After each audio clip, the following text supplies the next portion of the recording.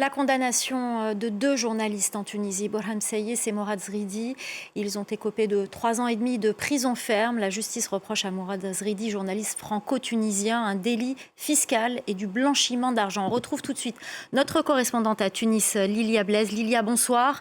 Mourad Zridi Bonsoir. aurait dû être libéré au mois de janvier et les deux nouveaux condamnés. Alors oui, hein, il faut préciser que lui et Borhene Sayes sont en prison depuis le 11 mai 2024 et avaient déjà purgé une peine de 8 mois d'emprisonnement avant de faire de nouveau l'objet d'un mandat de dépôt, hein, dans le cadre de cette enquête de délit fiscal et de soupçons de blanchiment d'argent, d'où le fait qu'ils étaient encore en détention dans l'attente de leur procès. Pour rappel, ils étaient tous les deux animateurs, hein, de l'émission de radio de grande écoute appelée L'émission Impossible, une émission politique, jusqu'à leur arrestation il y a presque 2 ans. Alors depuis plusieurs mois, ils réclamaient une mise en liberté conditionnelle, notamment parce que leur défense argumente que si irrégularité fiscale il y a, ces problèmes peuvent être réglés pendant qu'ils sont en liberté.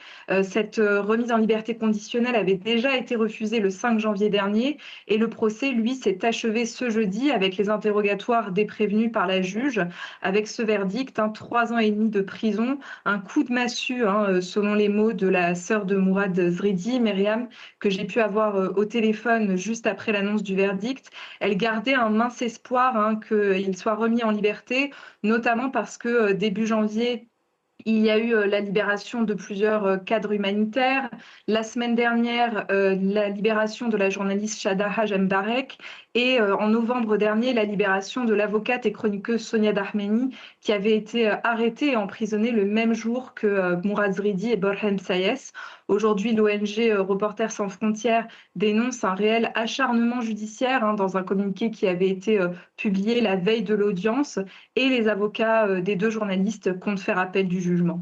Merci beaucoup Lilia Blaise, notre correspondante à Tunis. Merci pour tous ces détails.